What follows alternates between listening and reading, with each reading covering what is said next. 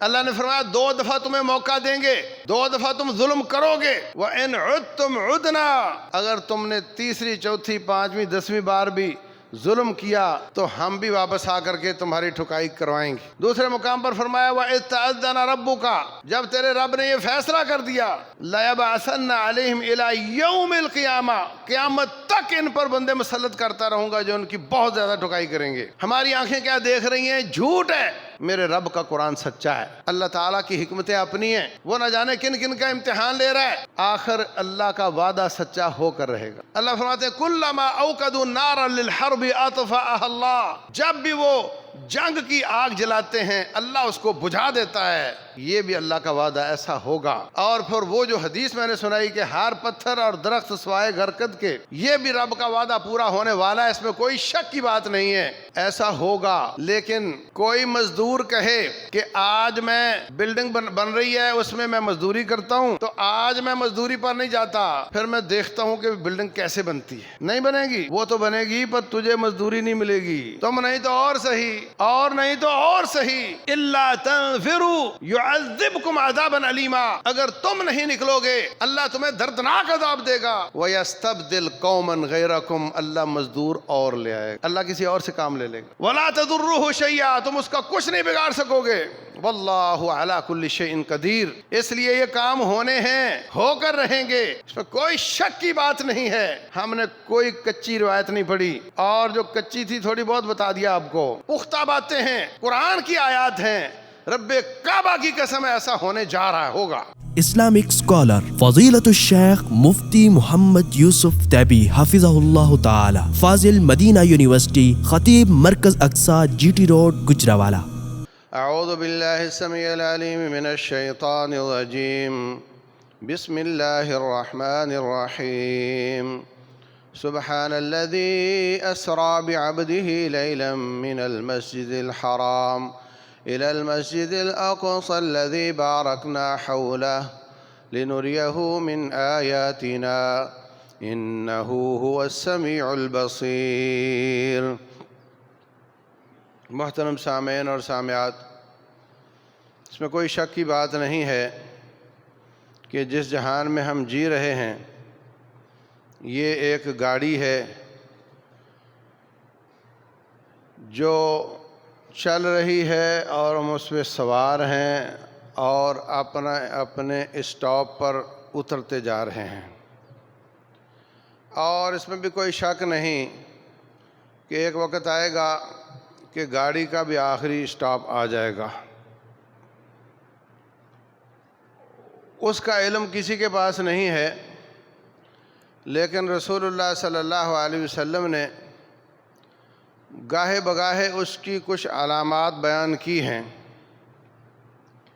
کچھ علامتیں عمومی ہیں اور کچھ خصوصی ہیں، کچھ علامات چھوٹی ہیں اور کچھ بڑی بڑی ہیں۔ عمومی اور چھوٹی علامات میں بے حیائی عام ہو جائے گی، وہ تو ہو گئی ہے، پیسہ بہت بڑھ جائے گا، وہ تو بڑھ گیا ہے، لوگ شراب کو اور بدکاری کے نام اور رکھ لیں گے اور اس کو جائز کر لیں گے، تو مختلف نام آ چکے ہیں۔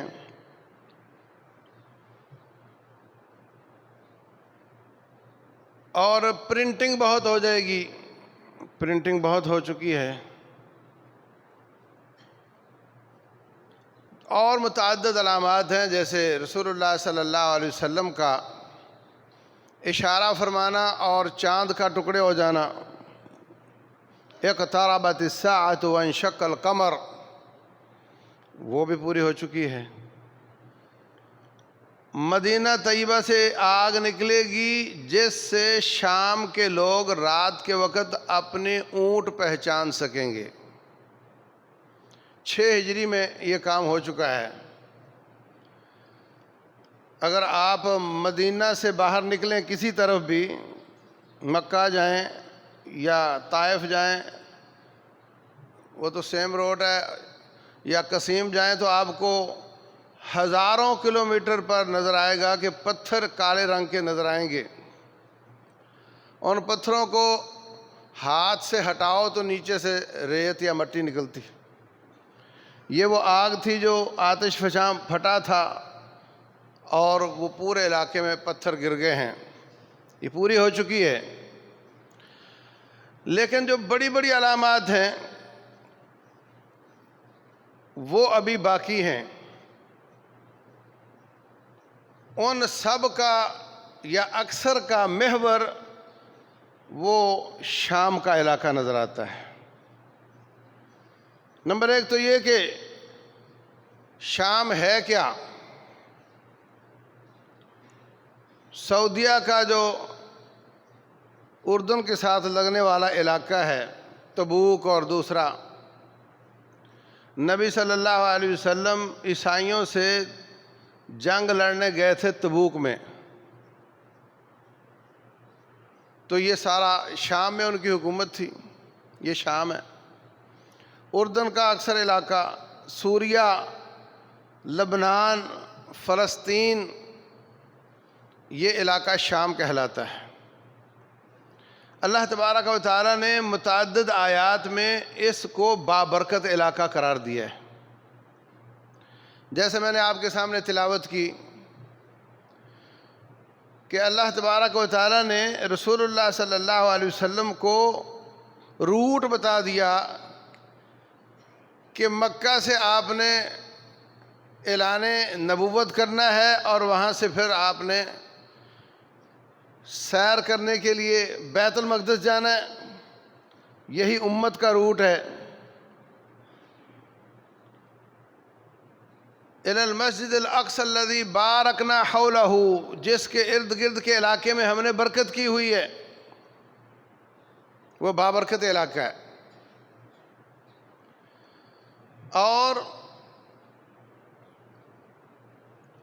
اور آیات میں بھی اس کو بابرکت کہا ہے. میدان محشر لگے گا تو اس علاقے میں لگے گا. محشر کی دو قسمیں ہیں. ایک محشر اس جہان کا ہوگا اور ایک محشر اگلے جہان کا ہوگا، مرنے کے بعد. اذا زلزلت الارض زلزالها واخرجت الارض اثقالها، جب زمین پہ زلزلے آئیں گے، جب زمین اپنا سونا نکال کر باہر پھینک دے گی. ان زلزلۃ الساعۃ شیء عظیم، قیامت کے زلزلے بہت بڑی بات ہوگی. یوم ترونها تذہل کل مرضعۃ عما ارضعت، ہر دودھ پلانے والی اپنے بچے کو بھول جائے گی. وتضع کل ذات حمل حملها، ہر جاندار حمل والی اپنے حمل گرا دے گی. وتری الناس سکارا، آپ کو لگے گا لوگوں نے شراب پی ہوئی ہے. وما هم بسکارا، انہوں نے شراب نہیں پی ہوگی. ولکن عذاب اللہ شدید، مگر رب کا عذاب بہت شدید ہوگا. تو زمین کے ہلنے کے جتنے بھی علامات قیامت ہیں وہ مرنے سے پہلے ہیں. خزانے نکال دینا. پھر رسول اللہ صلی اللہ علیہ وسلم فرماتے ہیں آگ نکلے گی پوری زمین پر. تبیت معہم حیث باتوا وتقیل معہم حیث قالوا، ان کے قریب آتی جائے گی، لوگ اس سے ڈر کر آگے بڑھتے جائیں گے، وہ بھی آگے بڑھتی جائے گی، ان کو گھیر گھار کر شام کی سرزمین کی طرف لے کر جائے گی. رات ہو جائے گی تو وہ آگ رک جائے گی، لوگ سو جائیں گے. دن ہوگا تو وہ چلنا شروع کر دے گی. دوپہر ہو جائے گی تو وہ رک جائے گی، لوگ آرام کر لیں گے. گھنٹے کے بعد پھر وہ چلنا شروع کر دے گی، لوگ پھر چلنا شروع کر دیں گے. ساری زمین سے لوگوں کو گھیر کر شام کی سرزمین میں لایا جائے گا. یہ میدان محشر ہے. اور اس سے پہلے دجال اگرچہ ساری زمین پر گھومے گا، لیکن آخر اس کا کام تمام جا کر شام میں ہی ہوگا. باب لد کے پاس حضرت عیسیٰ علیہ السلام اس کو قتل کریں گے. عیسیٰ علیہ السلام تشریف لائیں گے تو شام میں لائیں گے، حضرت مہدی مدینہ سے نکلیں گے، وہ مقام ابراہیم اور حجر اسود کے بیچ میں ان کی بیعت کی جائے گی، ان کا نام نبی والا ہوگا صلی اللہ علیہ وسلم، محمد یا احمد، ان کی ولدیت عبداللہ ہوگی، نبی صلی اللہ علیہ وسلم کی نسل سے ہوگا، اور شدید اختلافات اور ظلم کے زمانے میں آئے گا۔ یملأ الارض قسطا وعدلا کما ملئت جورا، جیسے ساری زمین ظلم سے بھر چکی ہوگی، وہ اللہ کا بندہ اس زمین کو عدل کے ساتھ بھر دے گا۔ اللہ تبارک و تعالیٰ برکات نازل کرے گا۔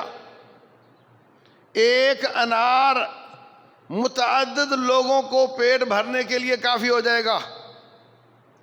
ایک جانور کے دودھ سے ایک جماعت سراب ہو جائے گی، بہت زیادہ برکات آئیں گی، پوری زمین پر 7 سال حکومت کرے گا اور ساری زمین پر عدل قائم کر کے خلافت قائم کر دے گا۔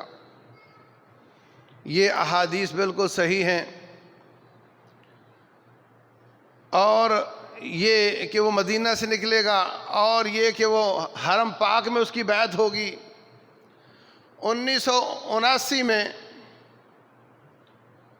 ایک آدمی اسی طرح قریشی ہاشمی نبی علیہ الصلوۃ والسلام کی نسل سے، اس نے جناب اس کا نام بھی اتفاق سے یہی ہوگا، تو اس نے اعلان کر دیا کہ میں مہدی ہوں۔ چلو بندے اپنے ساتھ جوڑے، اسلحہ لیا، حرم پاک میں گیا اور جا کر کے قبضہ کر لیا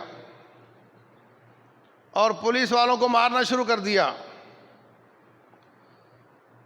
17 دن تقریباً حرم پاک میں طواف نہیں ہو سکا۔ پھر یہاں سے پاک آرمی گئی، اس نے جا کر ان کو قابو کیا۔ مہدی یہ ایسی اٹریکشن ہے کہ بغل والے کہتے ہیں وہ ہمارے پاس سے نکلے گا اور وہ کالے جھنڈے والا ہوگا، یہ روایت صحیح نہیں۔ اور یہودی بھی اس کے نکلنے کا انتظار کرتے ہیں، اور وہ اصل میں دجال کا انتظار کرتے ہیں۔ ان کا بھی ایک امام غائب ہو چکا ہے، وہ اس کا انتظار کرتے ہیں۔ وہ مشرق سے نبی صلی اللہ علیہ وسلم مدینہ میں ہوں تو عراق اور ایران اور پاکستان یہ سارے مشرق میں ہیں۔ متعدد احادیث میں رسول اللہ صلی اللہ علیہ وسلم نے فرمایا کہ اے اللہ ہماری شام میں برکت فرما، اے اللہ ہمارے یمن میں برکت فرما۔ کسی نے کہا کہ مشرق میں، فرمایا نہیں، وہاں سے فتنے نکلیں گے، مشرق سے فتنے نکلیں گے۔ اور ایک اور بات آپ کو سمجھا دوں، نجد کا معنی ہوتا ہے اونچی جگہ، سطح مرتفع۔ یہ آپ کے چکوال وغیرہ کا علاقہ، یہ ہمارے علاقے سے اونچا ہے، اس کو سطح مرتفع کہتے ہیں۔ ایسی سطح جو بلند ہے، مرفوع، اوپر اٹھائی ہوئی ہے، تو عربی میں اس کو نجد کہتے ہیں۔ جو باقی علاقوں سے اونچا علاقہ ہو وہ نجد کہلاتا ہے۔ ایک نجد عراق میں ہے اور ایک نجد تہامہ میں ہے۔ رسول اللہ صلی اللہ علیہ وسلم نے نجد کی مذمت فرمائی، اشارہ مشرق کی طرف کیا، اور آپ مدینہ میں تھے، وہاں سے مشرق میں عراق آتا ہے، اور ستائش کی شام اور یمن کی۔ فرمایا الایمان یمان، ایمان یمنیوں کا۔ رسول اللہ صلی اللہ علیہ وسلم نے ایک ساتھی سے فرمایا ایک وقت آئے گا دنیا 3 لشکر بن چکی ہوگی، ایک لشکر عراق میں ہوگا، ایک یمن میں ہوگا، ایک شام میں ہوگا، صحابی پوچھتا ہے جی آپ میرے لیے کیا پسند فرماتے ہیں؟ فرمایا تو شام والے میں چلا جانا، وہ اللہ کے نیک لوگ ہوں گے اور جو وہاں جمع ہوں گے وہ بھی سارے اللہ کے نیک بندے ہوں گے۔ عراق میں فتنے ہوں گے۔ عراق اس وقت کا یہ حد بندیاں نہیں تھیں جو اس وقت ہیں، مراد آپ کے مشرق کے علاقے ہیں۔ ہمارے یہاں کئی لوگ مہدی کا ذکر کرتے کرتے اتنے پر امید ہو جاتے ہیں، وہ زبان سے اظہار تو نہیں کرتے مگر ان کا مدعا یہی لگ رہا ہوتا ہے کہ وہ میری ہی جماعت ہوگی یا میں ہی وہ ہوں گا۔ ایسا نہیں ہے۔ مہدی کوئی نامور قائد نہیں ہوگا،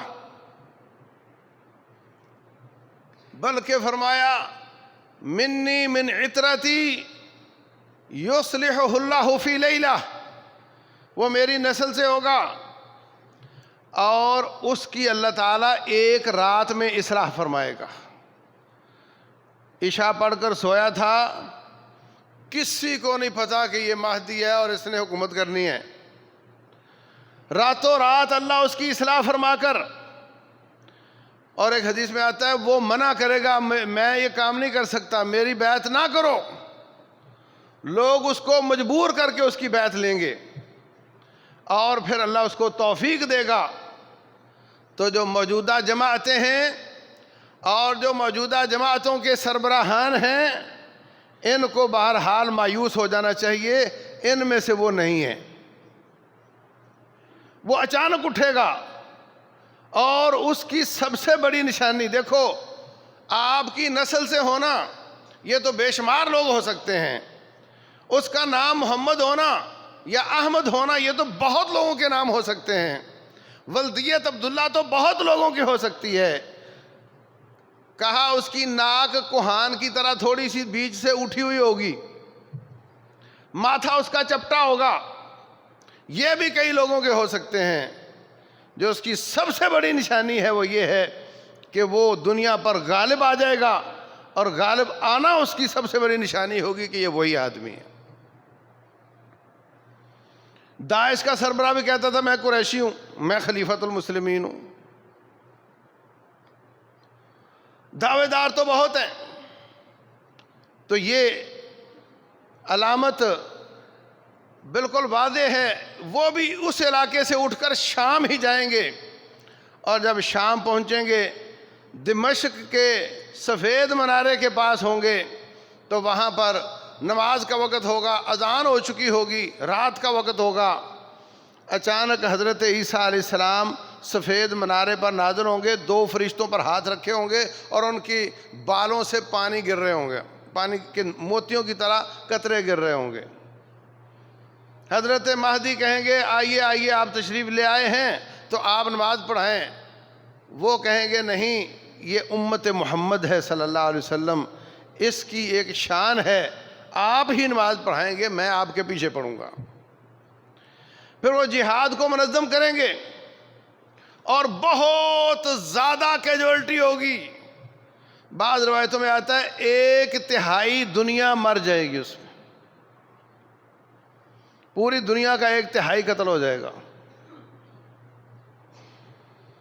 اور اس کے بعد یہ اتنا ظلم اور اتنی ظالمانہ حکومتیں وہ پلیٹ میں رکھ کر تو نہیں اس کو دیں گے نا خلافت، خلافت اس کو لینی پڑے گی، اس کے لیے جہاد ہوگا، اس کے لیے جانیں جائیں گی، خون بہے گا، لیکن اس کے بعد امن قائم کر دے گا۔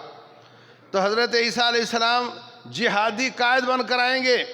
وَإِن مِّنْ أَهْلِ الْكِتَابِ إِلَّا لَيُؤْمِنَنَّ بِهِ قَبْلَ مَوْتِهِ، تمام اہل کتاب اس پر ایمان لے آئیں گے، حضرت عیسیٰ علیہ السلام پر ایمان لے آئیں گے۔ کوئی عیسائی یہودی نہیں رہے گا۔ یقتل الخنزیر ویکسر الصلیب، صلیب کو توڑ دیں گے، خنزیر کو قتل کر کے ختم کر دیں گے، اور سارے لوگ وہ ایمان پر آ جائیں گے، توحید پر آ جائیں گے، اور وہ قتال اور جہاد کریں گے۔ اور ایک روایت تھوڑی سند میں ڈھیلی ہے کہ ہمارے علاقے میں غزوہ ہند جاری ہوگا، ادھر وہ شام رومیوں سے لڑ رہے ہوں گے، پھر یہ لوگ غزوہ ہند سے فارغ ہو کر یہ بھی ان کے ساتھ جا کر ملیں گے۔ دوسری صحیح روایت میں بھی اس کا اشارہ بنتا ہے۔ رسول اللہ صلی اللہ علیہ وسلم فرماتے ہیں اصابتان من امتی احرزہم اللہ عن النار، میری امت کے دو گروہ ایسے ہیں جن کو اللہ تعالیٰ نے جہنم سے آزاد کر دیا ہے۔ اصابت تغزو الہند، ایک گروہ ہندوستان سے لڑائی کرے گا، وَإِصَابَةٌ تَكُونُ مَعَ عِيسَى ابْنِ مریم، اور دوسرا گروہ وہ ہوگا جو حضرت عیسیٰ علیہ السلام کے ساتھ مل کر جہاد و قتال کرے گا۔ اس سے بھی ایک لطیف سا اشارہ ملتا ہے کہ یہ اس وقت جا کر اکٹھے ہو جائیں گے اور اچانک پتہ چلے گا کہ دجال آ گیا، اچانک پتہ چلے گا کہ دجال آ گیا۔ رسول اللہ صلی اللہ علیہ وسلم فرماتے ہیں دجال پوری زمین پر پھرے گا مگر 4 جگہوں پر نہیں جا سکے گا، حرمین 2، بیت المقدس اور کوہ طور، وہاں نہیں جا سکے گا۔ اور حضرت عیسیٰ علیہ السلام کے جسم کی خوشبو پاتے ہی وہ پگھلنا شروع ہو جائے گا، پھر شدید معرکہ ہوگا۔ یتبعہ 70,000 من یہود اصفہان، ایران کے 70,000 یہودی اس کا ساتھ دیں گے۔ 20-25 سال پہلے ایران کے اصفہان کے یہودیوں نے ایک تقریب کی تھی، خوشی کا اظہار کیا تھا کہ ہم 70,000 ہو چکے ہیں، اب تو اور زیادہ ہو گئے ہوں گے۔ اور اس سے ایک اشارہ ملتا ہے کہ موجودہ یہودی جو یورپ سے آئے ہیں مسلمانوں کا قتل عام کر رہے ہیں، یہ ختم ہو جائیں گے اور دجال کا ساتھ ایران کے یہودی دیں گے۔ اور سنن نبی داؤد میں ہے، رسول اللہ صلی اللہ علیہ وسلم فرماتے ہیں عمران و بیت المقدس خراب و یثرب، ترتیب یاد رکھو، جب بیت المقدس میں عمارتیں بن جائیں، حکومت اسٹیبل ہو جائے، امن آ جائے، تو پھر مدینے کی خرابی شروع ہو جائے گی۔ عمران و بیت المقدس سنن نبی داؤد میں خراب و یثرب، اور جب یثرب میں خرابی آئے گی تو پھر بہت کیجویلٹی ہوگی۔ وَخَرَابُ يَثْرِبَ خُرُوجُ الْمَلْحَمَةِ، جب یثرب میں خرابی آئے گی تو پھر بہت بڑے لیول پر انسان قتل ہوگا۔ ظاہر یہی ہوتا ہے کہ جب ادھر اسٹیبلٹی آئے گی تو جنگوں کا رخ مدینہ کی طرف ہو جائے گا، مدینے کی حمایت میں ساری دنیا کے مسلمان جمع ہو جائیں گے اور پھر ساری دنیا کا کفر وہاں لڑنے کے لیے پہنچے گا تو بہت بڑی کیجوالٹی ہوگی۔ وَخُرُوجُ الْمَلْحَمَةِ فَتْحُ الْقسطنطِینیہ، اور جب بہت زیادہ لوگ قتل ہوں گے تو پھر قسطنطنیہ استنبول فتح ہو جائے گا۔ استنبول تو فتح ہو چکا ہے، سلطان محمد الفاتح نے فتح کیا تھا، عہد نبوت میں یہ فتح نہیں تھا۔ جب نبی صلی اللہ علیہ وسلم نے فرمایا تھا اس وقت یہ عیسائیوں کے پاس تھا، اب وہ مسلمانوں کے پاس ہے۔ رسول اللہ صلی اللہ علیہ وسلم فتح کا لفظ بول رہے ہیں، ایک ہوتا ہے فتح، ایک ہوتا ہے سکوت۔ مشرقی پاکستان ہم سے کٹ گیا تو آپ کیا کہتے ہو؟ فتح ہو گیا؟ کہتے ہو سکوت ڈھاکہ، سکوت ہو گیا۔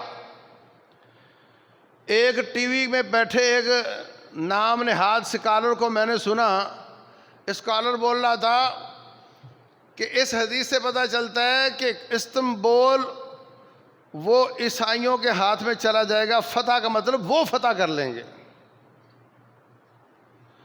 اور بیت المقدس کی اسٹیبلٹی سے مراد وہ لے رہا تھا ہیکل سلیمانی بن جائے گا اور یہودی غلبہ پا لیں گے۔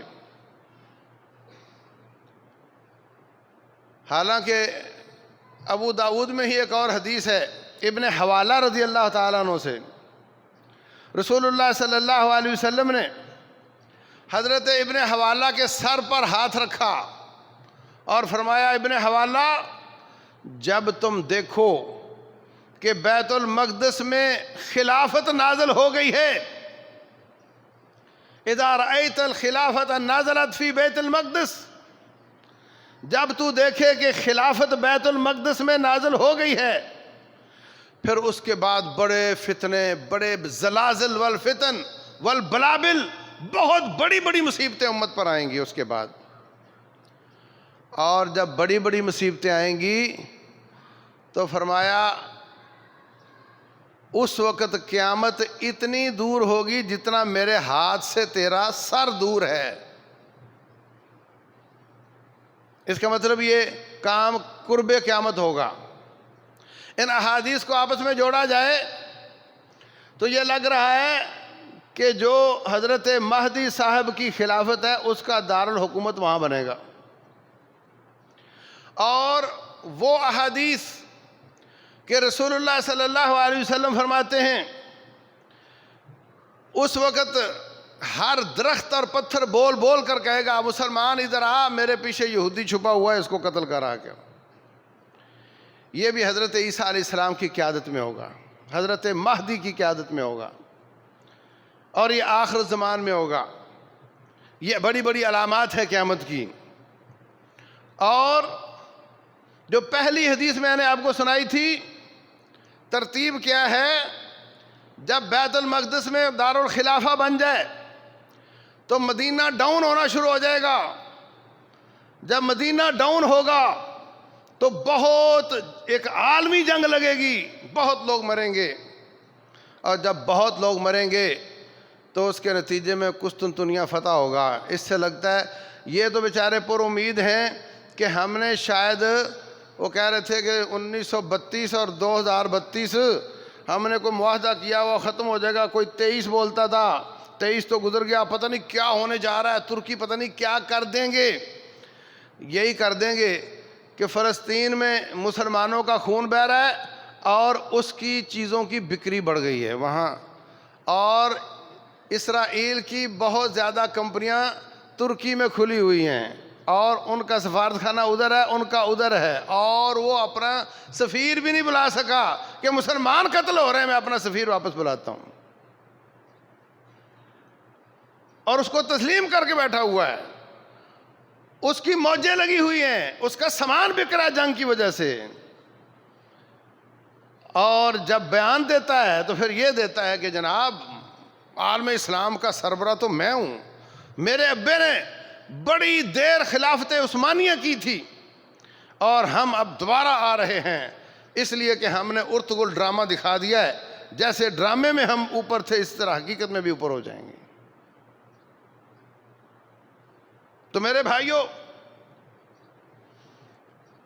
لگ رہا ہے کہ وہ دوبارہ سقوط ہوگا اور قرب قیامت دوبارہ فتح ہوگا۔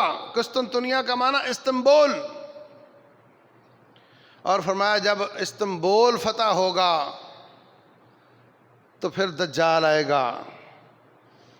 اس حدیث سے دجال کا یہ وقت آ گیا، اور جو پہلی حدیث میں نے سنائی تھی کہ حضرت عیسیٰ علیہ السلام علاقے میں جہاد کر رہے ہوں گے اور اچانک پتہ چلے گا دجال آ گیا ہے، وہ مقابلہ کریں گے، ان دونوں کو ملاؤ تو اس کا مطلب یہ ساری علامتیں ایک وقت کی ہیں۔ قسطنطنیہ کا فتح ہونا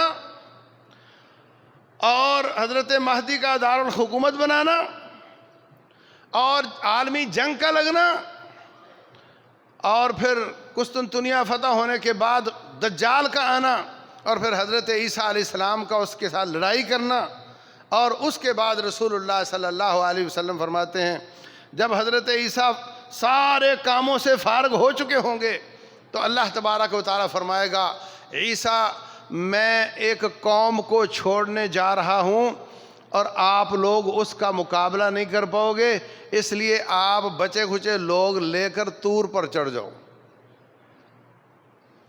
اس میں ایک اشارہ ملتا ہے کہ کوئی زیادہ لوگ نہیں ہوں گے. طور پر اتنی گنجائش نہیں ہے کہ ساری دنیا کو لے کر چڑھ جائیں وہ، اور وہ ان کو لے کر طور پر چلے جائیں گے. حتی اذا فتح یأجوج ومأجوج وهم من کل حدب ینسلون. اللہ فرماتے ہیں پھر ہم یاجوج ماجوج کو چھوڑ دیں گے، وہ ہر طرف سے آئیں گے اس کثرت کے ساتھ کہ وہ ایک سمندر کے پاس سے گزریں گے اور پانی پینا شروع کریں گے، اور جو ان کا آخری بندہ وہاں سے گزرے گا وہ کہے گا یار یہ لگ رہا ہے اس کھڈے میں کبھی پانی ہوا کرتا تھا. آدم زادے ہیں مگر بڑے ظالم ہیں، بڑے شریر ہیں. سورہ کہف کے آخر میں اللہ تعالیٰ نے ان کا تذکرہ کیا ہے. ذوالقرنین نے ان کے اور باقی دنیا کے بیچ میں دیوار کھڑی کی ہے. لوہے والے پہاڑ کاٹ کے وہاں سے پتھر لا کر کے دونوں طرف وہ رکھے اور بیچ میں تانبا رکھا اور اس کو آگ لگا کر کے ایک کر دیا. رسول اللہ صلی اللہ علیہ وسلم ایک دن گھبرائے آئے، پوچھا حضرت کیا ہوا؟ فرمایا ویل للعرب من شر قد اقترب. عربوں کے لیے بڑی بربادی ہے کہ ایک شر بڑی قریب آ گئی ہے. پوچھا کیا ہوا؟ فرمایا فتح اليوم من ردم یاجوج وماجوج وعقد 90.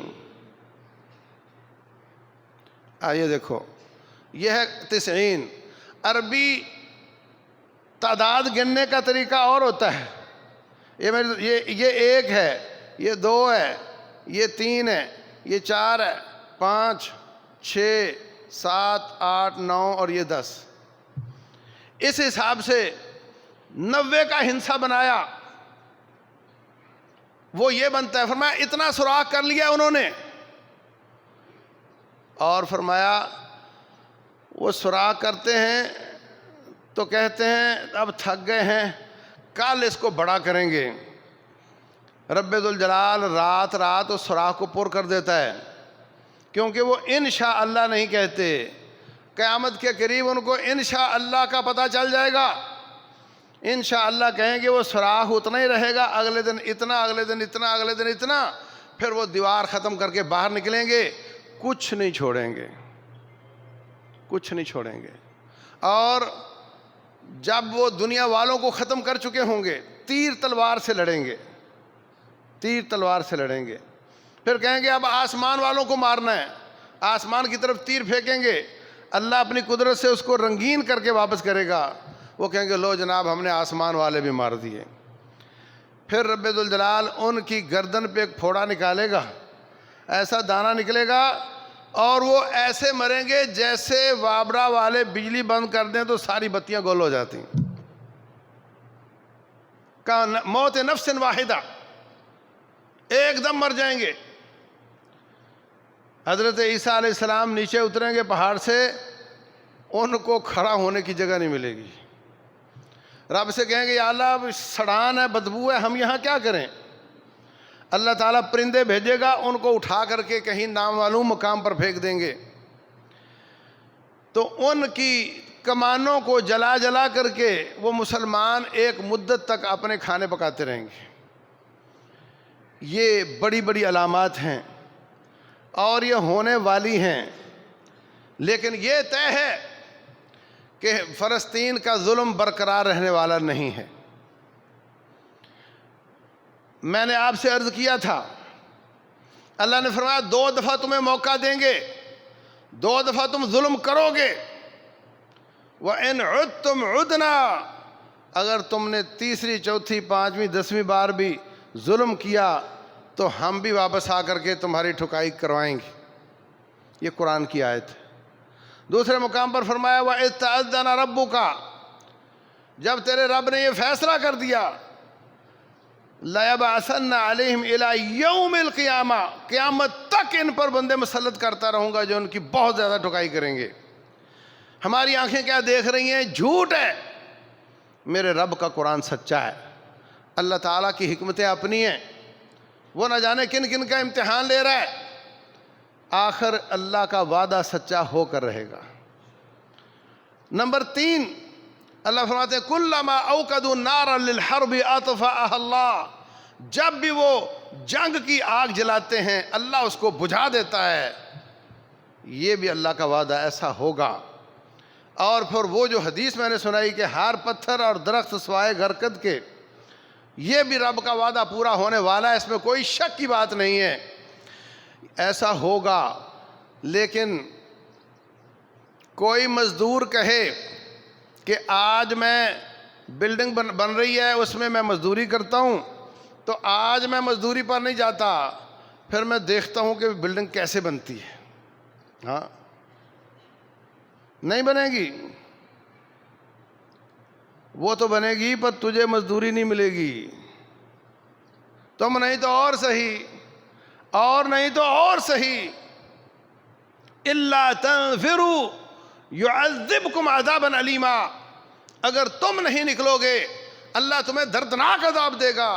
وَيَسْتَبْدِلْ قَوْمًا غَيْرَكُمْ، اللہ مزدور اور لے آئے گا، اللہ کسی اور سے کام لے لے گا۔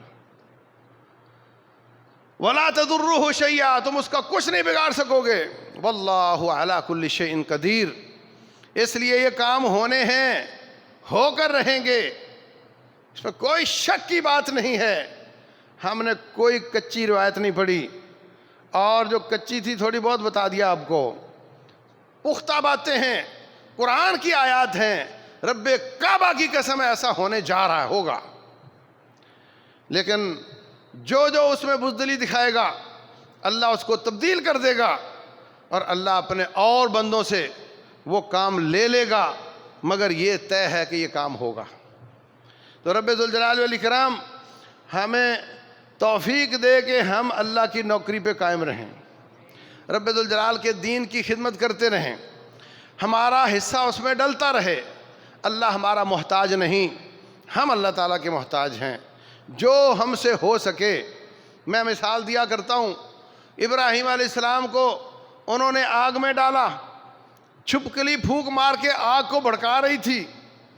چھپکلی کے پھونک مارنے سے کچھ نہیں ہوتا، مگر اس نے ثابت کر دیا کہ میں ابراہیمی نہیں نمرودی ہوں۔